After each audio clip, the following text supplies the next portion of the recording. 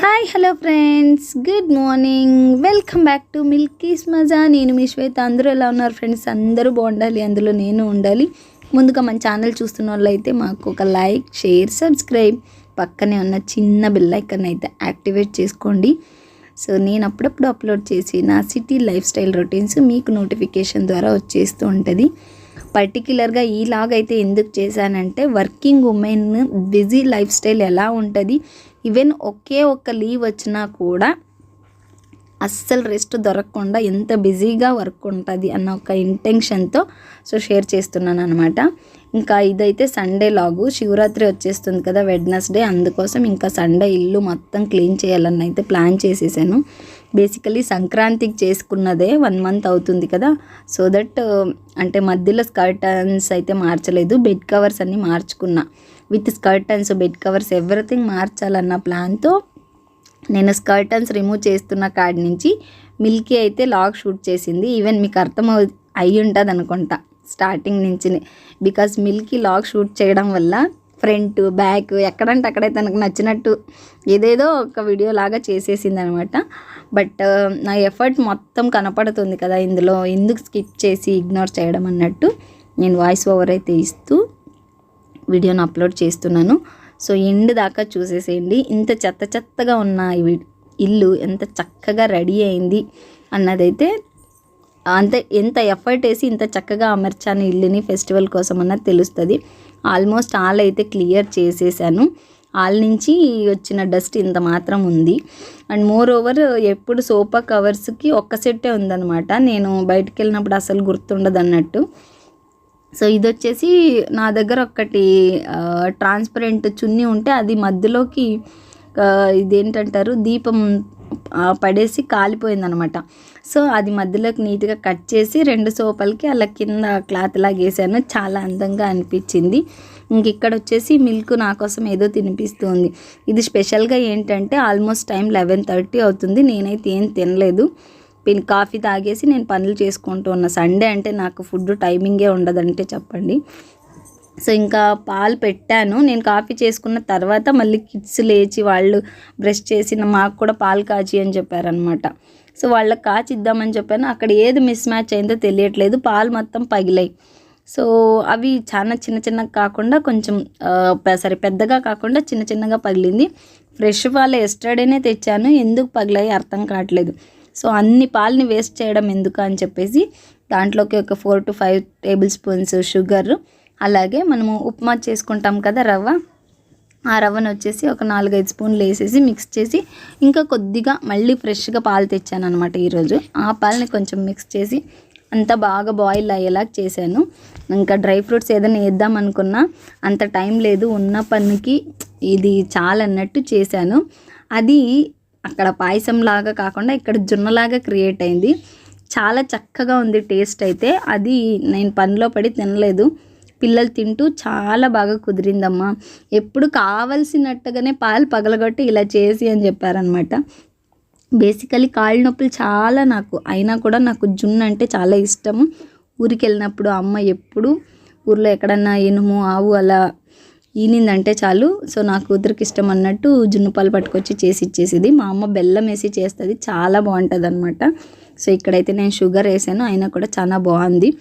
Almost kitchen కూడా clean చేసుకొని హాల్లోకి వచ్చే లోపల హాల్ మొత్తం మళ్ళీ చెత్త చెదార చేసేసి పెట్టేసింది ఈ చిన్న బుడిగిది. సో ఆ బెడ్రూమ్స్ అన్నీ క్లియర్ చేసి ఫ్యాన్ ఎవ్రీథింగ్ క్లీన్ చేసుకున్నాను.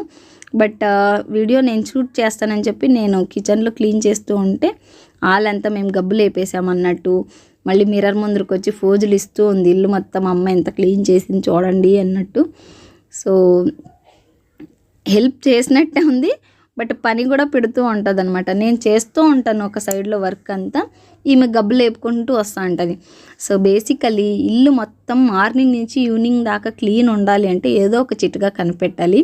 క్లీన్ అయ్యేలోపు, వీడియో కంప్లీట్ అయ్యేలోపు అది కనిపెడదాం. అండ్ పిల్లోస్ అయితే తిరగేసి పెట్టినట్టున్నాను, అక్కడ చూసుకోలేదు. ఇంకా కిచెన్లో షూట్ చేసేటప్పటికి అంటే నేను క్లీన్ చేసేటప్పటికి వచ్చింది. నేను ఇక్కడ కూడా క్లీన్ చేసేదంతా షూట్ చేస్తాను నీట్గా అని.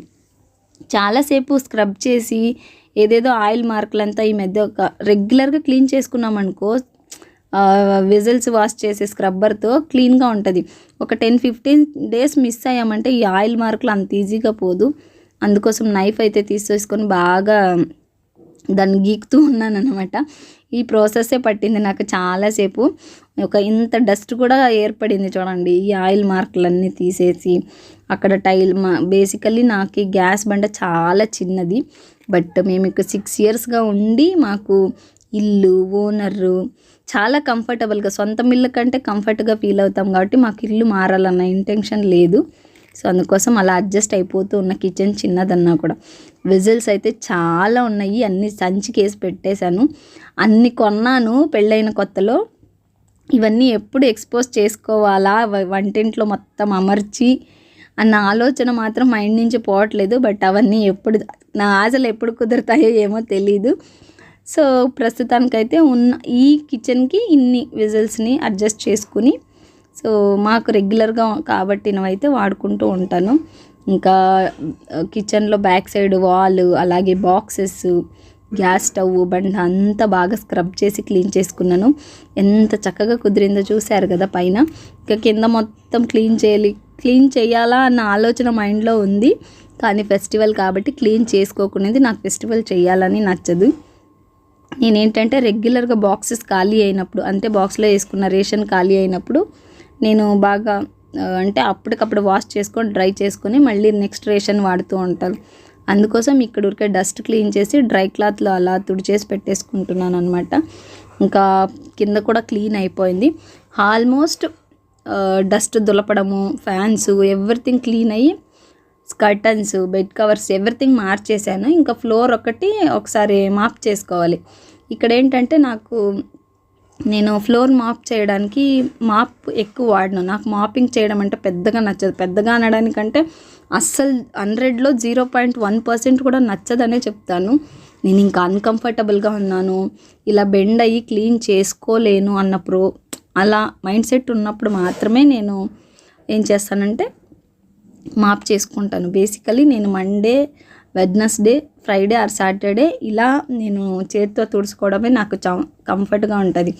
ఎందుకంటే ఎడ్జులు మొత్తము అలా క్లీన్గా మాప్ చేసుకోవచ్చు. ఇక్కడ ఏంటంటే ట్రైపోడ్కి పెట్టేసింది మిల్కీ, అక్కడ పనుకొని ఏదో మాటలు చెప్తూ ఉందనమాట. నేను ఆమెతో మాట్లాడుకొని ఈ ట్రైపోడ్లో వీడియో షూట్ చేస్తున్నది అబ్జర్వ్ చేసుకోలేదు. ఫ్లోర్ మొత్తం క్లీన్ చేస్తూ ఉన్నాను. ఇంకా మిల్కీ ఎలాగూ షూట్ అవుతుంది కదా అని తనకు నచ్చినట్టు ఆడుతూ ఉంది. ఎంతసేపు క్లీన్ చేశానంటే పొద్దున్నే 11:30కి స్టార్ట్ చేసిన ఇల్లు స్టార్ట్ చేశాను క్లీన్ చేద్దామని. ఆల్మోస్ట్ ఈవినింగ్ 5-5:30 దాకా పట్టింది.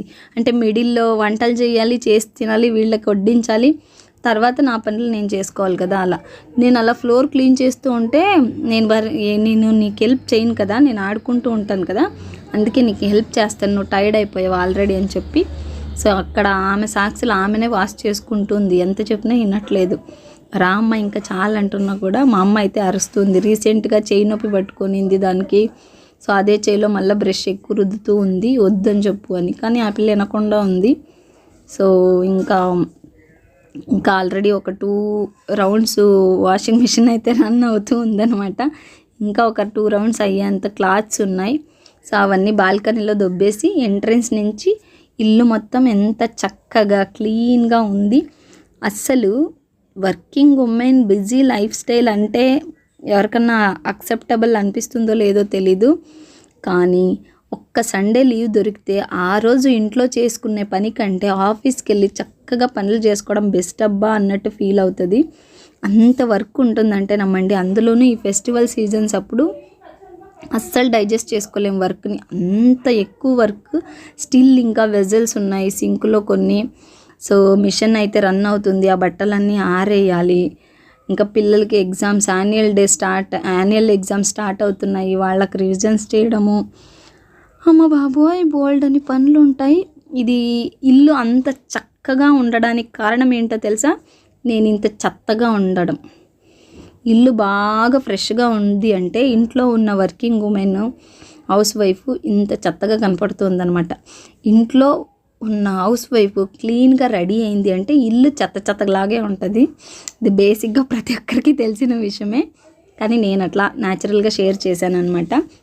ఇంక ఈరోజు సండే కాబట్టి next day morning head bath చేయాలి అందరూ. సో ఇదొక ప్రాసెస్ అనమాట నాకు. సండే ఆల్మోస్ట్ వర్క్ అంతా ఫినిష్ అయిపోయిన తర్వాత ఆయిల్ అప్లై చేసి కొద్దిగా మసాజ్ చేయడము.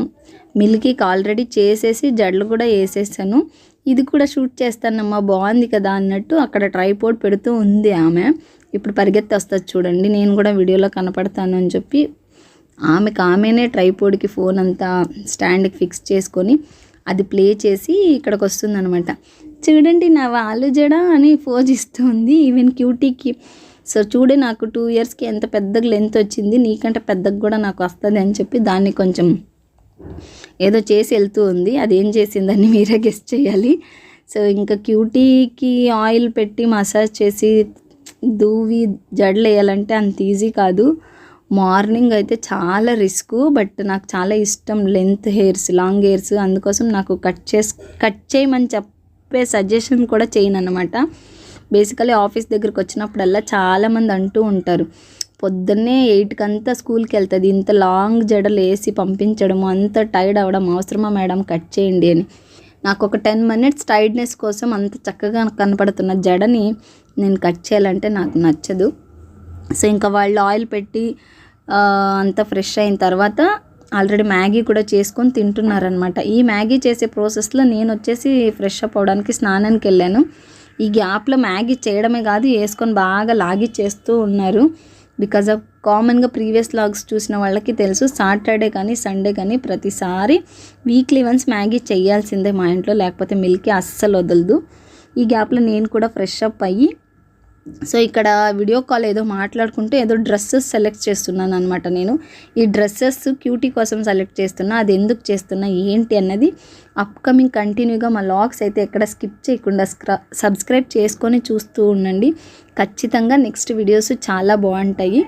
సో ఇంకా నేను తినకుండా బిజీగా ఉన్నాను కదా అని చెప్పేసి వాళ్ళే నాకు కూడా తినిపిస్తున్నారు. వీళ్ళు తినిపించే టేస్ట్కే నాకు కడుపు ఉబ్బ నిండిపోయిందంటే నమ్మండి. అండ్ వన్ మోర్ థింగ్ ఏంటంటే, నాకంటే క్యూటీ చాలా చక్కగా చేస్తుంది మ్యాగీ.